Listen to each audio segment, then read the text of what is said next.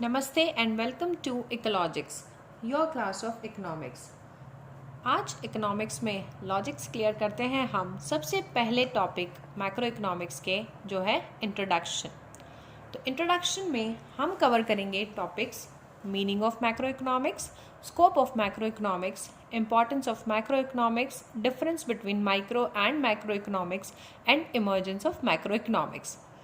ये है हमारा लेक्चर नंबर 1 और हम इसमें कवर करेंगे बेसिक टॉपिक्स और समझेंगे और जानेंगे मैक्रो इकोनॉमिक्स को।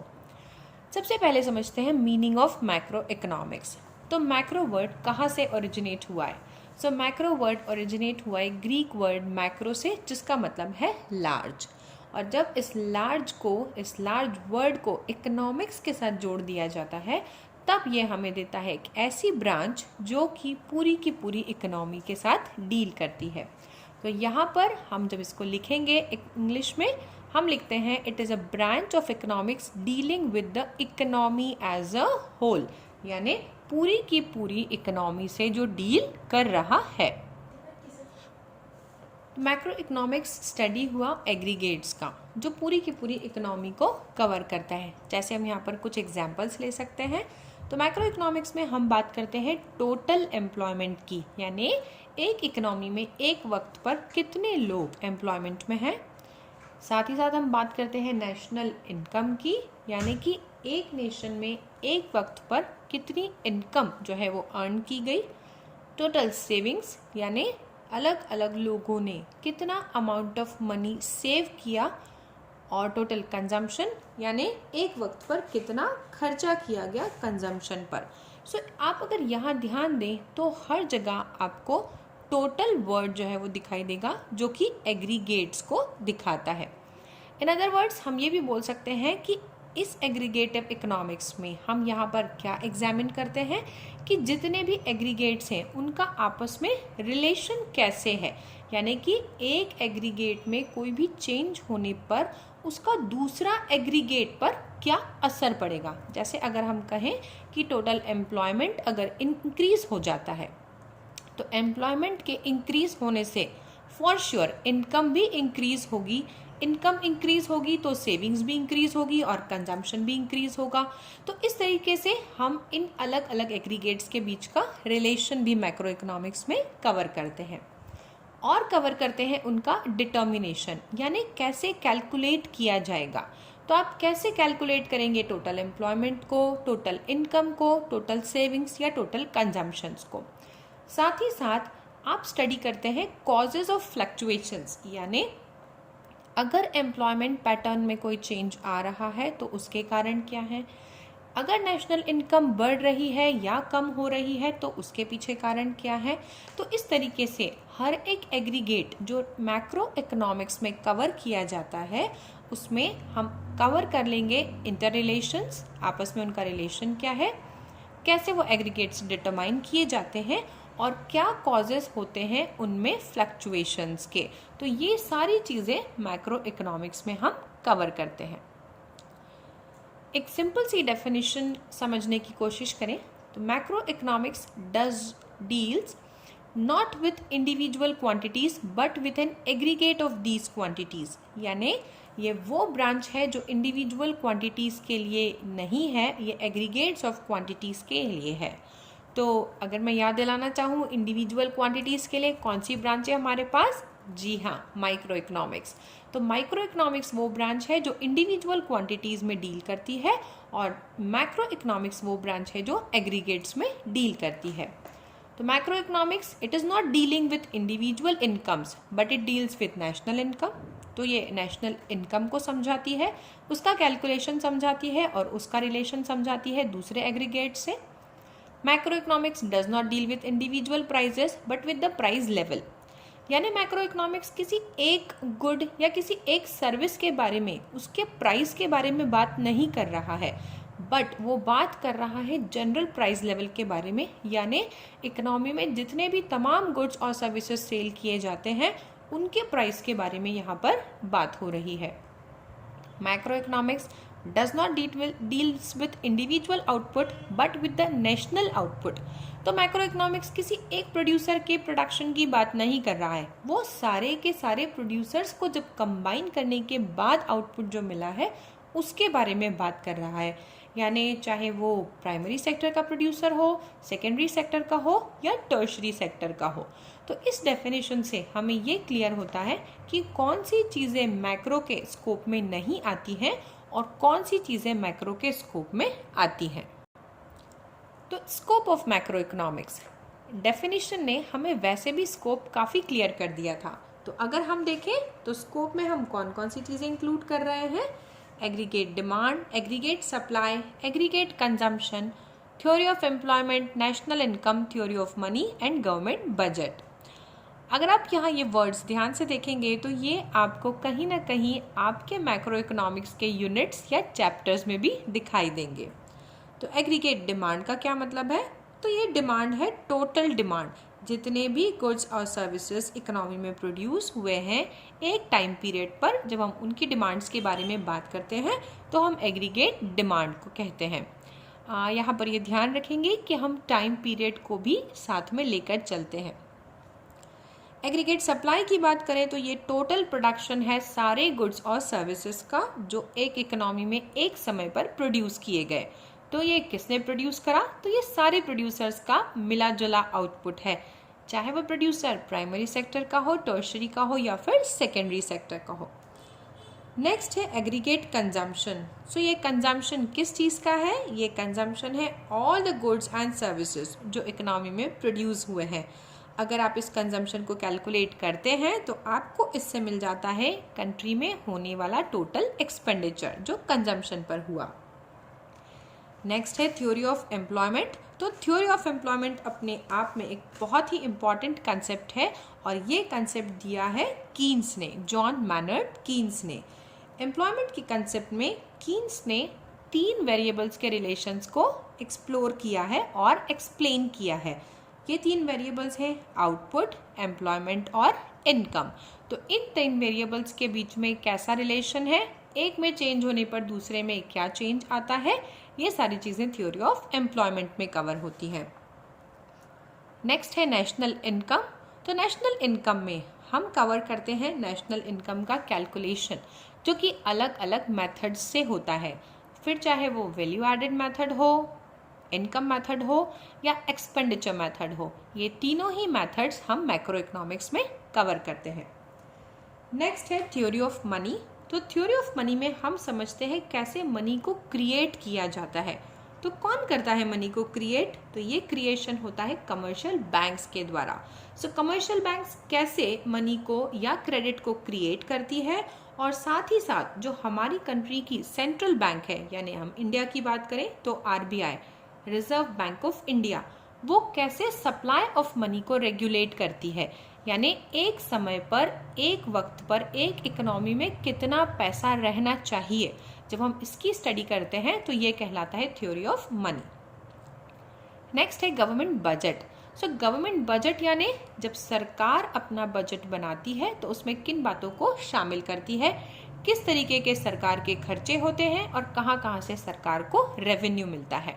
तो ये कुछ टॉपिक्स हमने लिए जो यहाँ पर समझाते हैं स्कोप ऑफ मैक्रो इकोनॉमिक्स। आते अगले topic importance of macro economics पर। तो study of macro economics important क्यों है, याद रखें स्टूडेंट्स, किसी भी सब्जेक्ट को पढ़ने के पहले हमें हमेशा ये जानना बहुत ज़रूरी होता है कि हमें उस सब्जेक्ट को पढ़ने की क्या ज़रूरत है। तो जब हम इम्पॉर्टेंस ऑफ मैक्रो इकोनॉमिक्स पढ़ेंगे तब हम समझ पाएंगे कि इन सब्जेक्ट को पढ़ने के बाद में हमें क्या क्या कैलकुलेशंस करना इजी हो रहा है या कौन कौन से कंसेप्ट्स हम समझ पाए हैं। तो सबसे पहले इम्पॉर्टेंस में है it helps to measure national income. जी हाँ, अब क्योंकि आप मैक्रो इकोनॉमिक्स में टोटल डिमांड के बारे में बात कर रहे हैं, टोटल एक्सपेंडिचर के बारे में बात कर रहे हैं, टोटल प्रोडक्शन के बारे में बात कर रहे हैं, तो ये आपको वो सारी वैल्यूज़ देते हैं जिनसे आप इजीली नेशनल इनकम कैलकुलेट कर सकते हैं। दूसरा इम्पॉर्टेंस है it helps to formulate government policies. क्योंकि मैक्रो इकोनॉमिक्स में सारे के सारे एग्रीगेट्स को कवर किया जा रहा है तो इन्फॉर्मेशन पूरी इकोनॉमी के बारे में अपडेट होती जा रही है। और साथ ही साथ जब हम अलग अलग वेरिएबल्स के इंटर रिलेशंस को भी समझ रहे हैं तो गवर्नमेंट को भी ये क्लियर होता है कि किस एक वेरिएबल में चेंज करने से बाकी सारे वेरिएबल्स में क्या आउटकम्स मिलेंगे। तो इस तरीके से गवर्नमेंट भी अपनी अलग अलग पॉलिसीज जो है वो बना सकती है अगर मैक्रो इकोनॉमिक वेरिएबल्स उनके पास भी अवेलेबल होते हैं तो। तीसरा, it helps to take decisions regarding foreign trade. जैसे अगर आप एग्जाम्पल लें, अगर आप टोटल डिमांड कैलकुलेट कर पा रहे हैं, टोटल सप्लाई कैलकुलेट कर पा रहे हैं और अगर उसमें आपको कहीं पर कोई मिसमैच मिलता है, जैसे मान लेते हैं कि हमारी कंट्री में किसी एक चीज़ की फॉर एग्जांपल मोबाइल्स की डिमांड बहुत ज़्यादा है और उसका सप्लाई कम है, तो क्या किया जाएगा। तो उस सिचुएशन में क्योंकि हमारी इकोनॉमी उतने गुड्स प्रोड्यूस नहीं कर पा रही है, हम किसी दूसरी इकोनॉमी से वो मोबाइल्स परचेज कर सकते हैं। तो इस तरीके से हमें बहुत सिंपल सा डिसीजन लेने का यहाँ पर एक बेसिस मिल गया कि हमें किस चीज़ का और कितना इम्पोर्ट करना चाहिए। तो इम्पोर्ट हमारा फॉरेन ट्रेड का एक पार्ट है। सेम वे अगर हमारे पास किसी चीज़ का सप्लाई या प्रोडक्शन ज़्यादा है और उसकी डिमांड कम है तो हम उस चीज़ को एक्सपोर्ट करने के लिए भी फॉरेन ट्रेड में एंटर हो सकते हैं। Next, it helps to solve economic problems like poverty and unemployment. अब क्योंकि हम थ्योरी ऑफ एम्प्लॉयमेंट स्टडी करते हैं तो जब हम एम्प्लॉयमेंट को स्टडी करते हैं तो साइड बाय साइड हम अनएम्प्लॉयमेंट को भी स्टडी करते हैं। एम्प्लॉयमेंट और पॉवर्टी के रिलेशनशिप, अनएम्प्लॉयमेंट और पॉवर्टी का रिलेशनशिप भी क्लियर हो जाता है और ये हमें हेल्प करता है इन प्रॉब्लम्स को सॉल्व करने में कि कैसे हम अनएम्प्लॉयमेंट को कम करके पॉवर्टी को भी कम कर सकते हैं। Next is it helps in achieving economic stability using monetary and fiscal policy. Economic stability यानी एक समय पर एक इकोनॉमी में पैसे का बहाव, यानी जो जनरल पब्लिक है उनके पास में कितना सप्लाई ऑफ मनी होना चाहिए। तो इसको कंट्रोल करने के लिए हमारे पास दो इम्पॉर्टेंट पॉलिसीज़ होती हैं, मॉनेटरी पॉलिसी और fiscal policy. Monetary policy central bank use करती है इकोनॉमी की, जिससे वो सप्लाई ऑफ मनी को रेगुलेट करती है, और फिस्कल पॉलिसी गवर्नमेंट यूज़ करती है कंट्री की, जिससे वो टैक्सेशन और एक्सपेंडिचर के थ्रू जो है वो अमाउंट ऑफ मनी को रेगुलेट करती है। नेक्स्ट है to understand the working of an economy. जी हाँ, जब आप सारे ही वेरिएबल्स, सारे ही एग्रीगेट्स को कैलकुलेट करते हैं और उनको कंपेयर करते हैं आपके पास्ट परफॉर्मेंस से या फिर उनको कंपेयर करते हैं दूसरी इकोनॉमिक्स के एग्रीगेट से, तब आप समझ पाते हैं कि आपकी इकोनॉमी का वर्किंग जो है वो किस तरीके से चल रहा है। क्या आपकी इकोनॉमी एक डेवलप्ड इकोनॉमी है या डेवलपिंग इकोनॉमी है, और अगर वो डेवलपिंग है तो किस रेट से वो ग्रो कर रही है। ये अंडरस्टैंडिंग भी हमें मिलती है जब हम मैक्रो इकोनॉमिक्स को स्टडी करते हैं। हमारा नेक्स्ट टॉपिक है difference between micro and macro economics. तो आगे बढ़ने से पहले मैं एक छोटा सा एग्जाम्पल लेना चाहूँगी। मान लेते हैं हम क्रिकेट देखने के लिए स्टेडियम में जाते हैं। तो जब हम स्टेडियम में क्रिकेट देखने जाते हैं तो हमें वहाँ पर दोनों टीम के खिलाड़ी दिखाई देते हैं और आम जनता भी दिखाई देती है जो उस मैच को एंजॉय कर रही है। लेकिन जब हम उसी के ऑपोजिट घर में बैठ कर के क्रिकेट मैच देखते हैं टेलीविज़न पर, तो हमें या तो एक खिलाड़ी दिखाई देता है या दो खिलाड़ी दिखाई देंगे या फिर जनता दिखाई देगी, लेकिन हमें सारी चीज़ें एक साथ दिखाई नहीं देती है। ओके, तो हमारे पास दो अलग अलग तरह के व्यू हो जाते हैं। तो अगर आप ध्यान दें, जब आप घर में बैठ के क्रिकेट मैच देख रहे हैं तो आप कुछ चीज़ों पर फोकस कर पा रहे हैं, आप पूरे के पूरे पिक्चर पर फोकस नहीं कर पा रहे हैं, तो वो एक माइक्रो व्यू हुआ जो कि टारगेटेड है। लेकिन उसके जस्ट ऑपोजिट जब आप स्टेडियम में बैठ कर के क्रिकेट मैच देख रहे हैं तो आप बहुत सारी चीज़ों को एक साथ देख रहे हैं और अभी आपका पिक्चर काफ़ी लार्ज है, काफ़ी ब्रॉडर है। तो वो व्यू कैसा हुआ? वो हुआ मैक्रो इकोनॉमिक व्यू।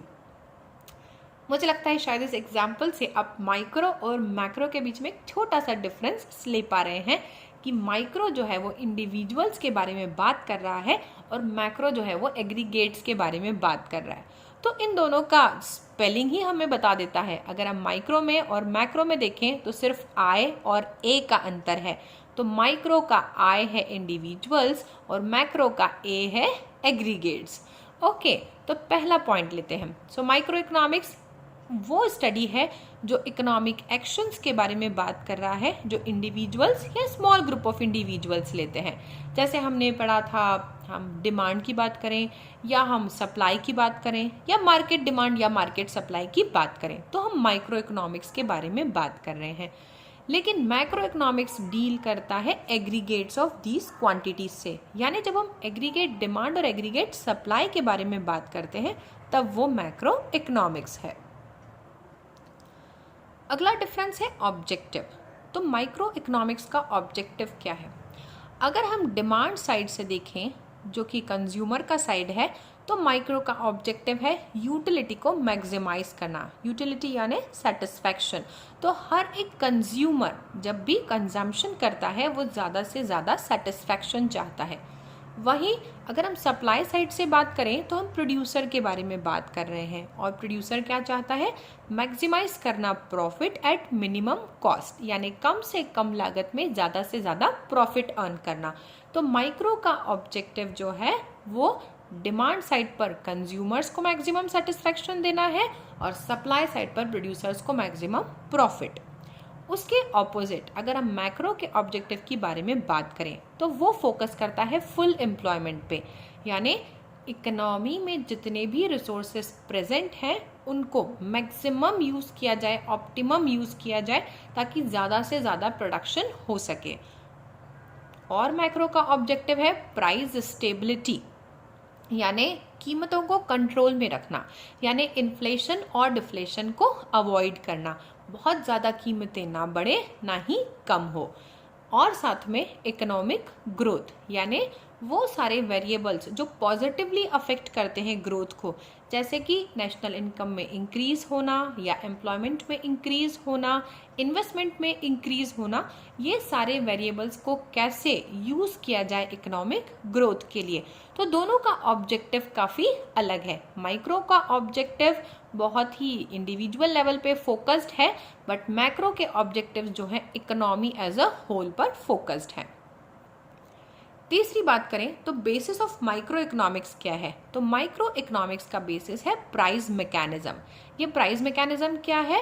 ये प्राइस मैकेनिज्म है कैसे डिमांड और सप्लाई दोनों मिलकर के किसी भी एक गुड या सर्विस की प्राइस को डिटरमाइन करते हैं, यानी कि डिमांड और सप्लाई दोनों के ही रोल यहाँ पर हम स्टडी करते हैं, और दोनों के इंटरेक्शन से, यानी डिमांड और सप्लाई कर्व्स के इंटरेक्शन से कैसे हमें प्राइजेस मिल जाती हैं, ये हम स्टडी करते हैं माइक्रो में। ऑन द अदर हैंड जब हम मैक्रो इकोनॉमिक्स के बारे में बात करते हैं तो उसका बेसिस है नेशनल इनकम, आउटपुट और एम्प्लॉयमेंट। तो ये हमने पहले भी समझा था कि कीन्स ने, जिन्होंने मैक्रो इकोनॉमिक्स की कई सारी थ्योरीज दी हैं, उन्होंने आउटपुट, एम्प्लॉयमेंट और इनकम के बीच में बहुत इंपॉर्टेंट रिलेशंस जो है वो एक्सप्लेन किए हैं, और वो ये भी बताते हैं कि कैसे ये वेरिएबल्स किसी भी एक इकोनॉमी को ग्रो करने में सपोर्ट करते हैं।